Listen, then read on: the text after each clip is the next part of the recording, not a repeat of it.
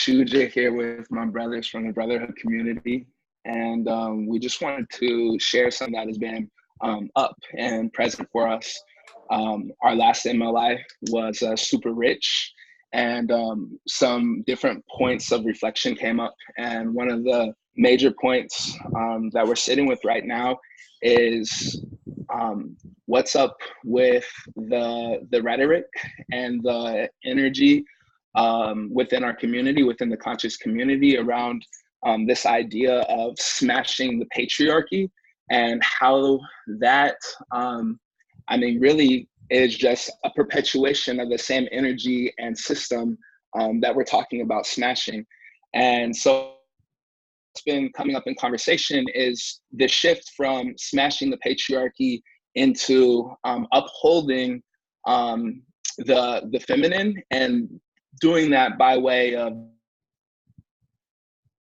our own internalized misogyny, so that when these different energies of the feminine, vulnerability, compassion, surrender, rise up within ourselves, that we are capable in that capacity to hold space for that, and then not only hold space, but then us forwards, instead of this more rigid energy of like, we have to smash something.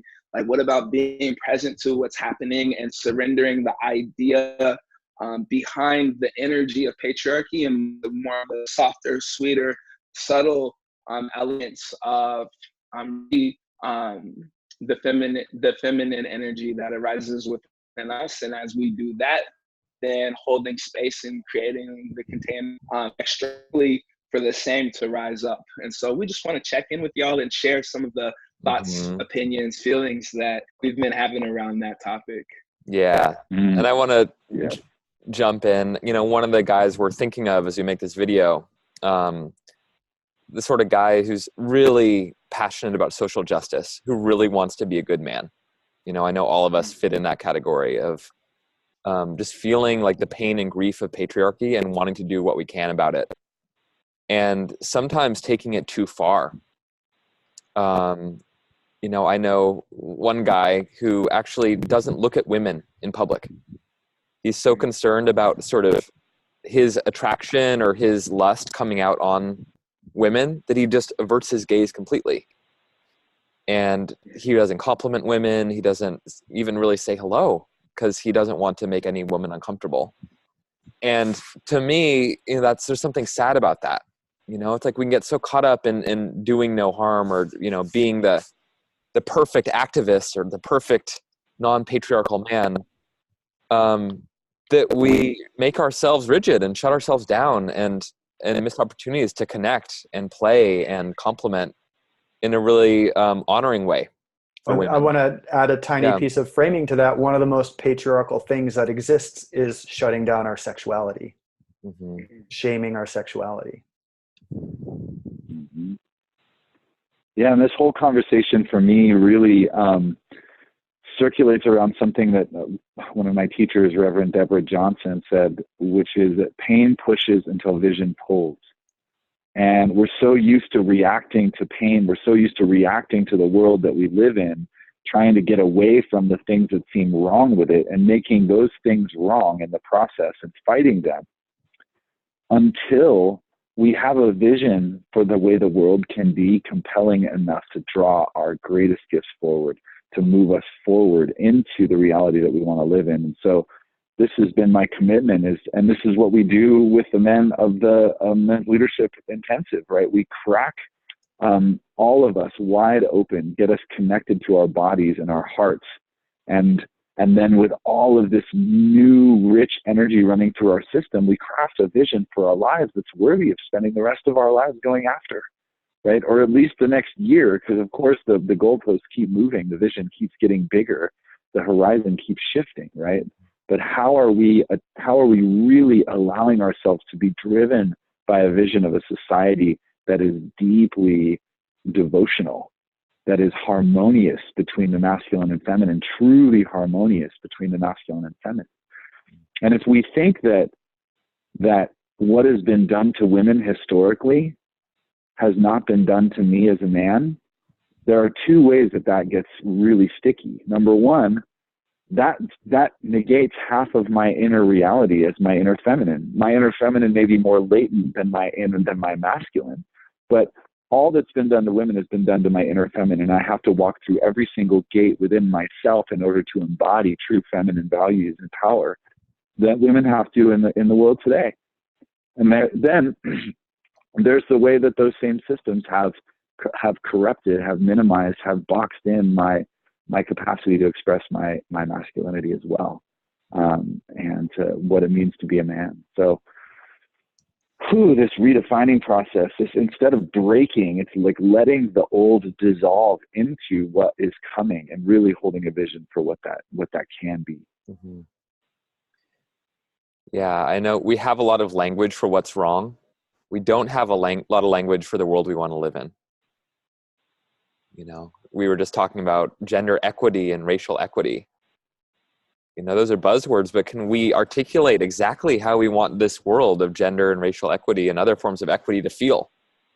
Can we articulate the joy and the collaboration that we want? I know our human wiring is so wired towards what's going to eat me, right? So we have to deliberately move our attention to what's resourceful, what's exciting, I love that, what's pulling us forward, what inspires us. I would love to invite people who are watching this video too on Facebook, like, please drop in the comments what are the sentiments of the world that you want to see in the future? What does this beautiful new paradigm look like? Drop that in the comments if you have the chance. Yeah, I'm gonna send this up to the email list also. So if you're seeing this through the email list, hit reply to the email and share with us that way. Yeah. Yeah. And Peter, there's one thing that you were you're talking about. We don't have a whole lot of language for what it is that we want. Zooming back to an earlier point in this conversation where you're talking about a man who's won't even let himself look at women, who doesn't let himself compliment women. There might be people listening who are like, yeah, but what's so bad about that? Like he is being a safe man by doing those things. But I think the words that in my, when I heard Joshua speak words like devotion,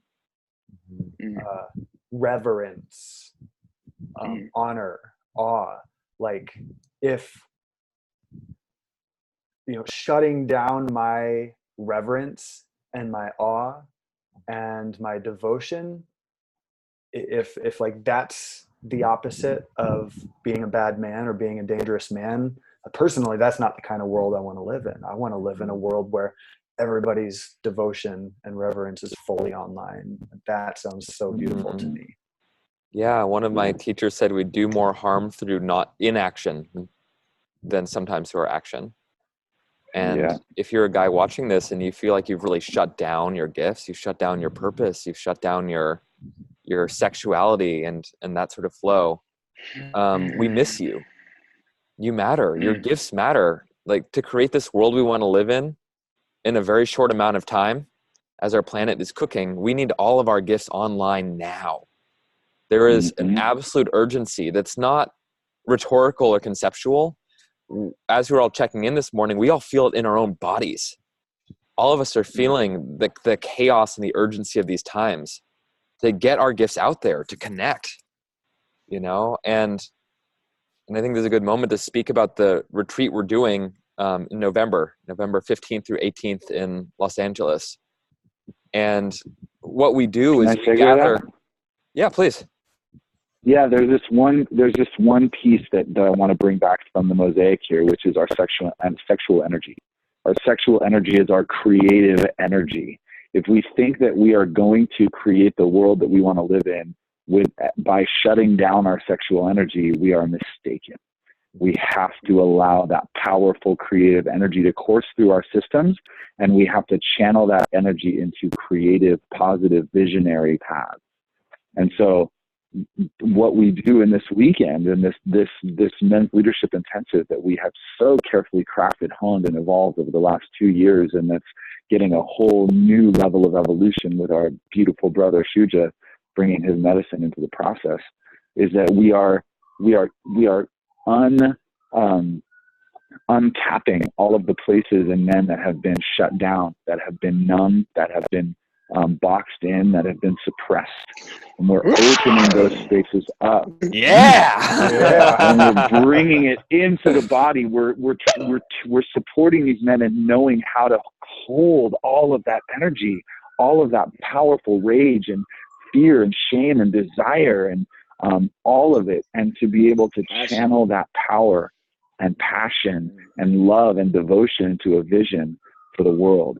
Because there is no shortage of need for leadership in this world. There is no shortage of need for visionary men and women showing up who know not only how to channel their own powerful energy, but how to collaborate in diverse settings with other beings, because we are doing this together.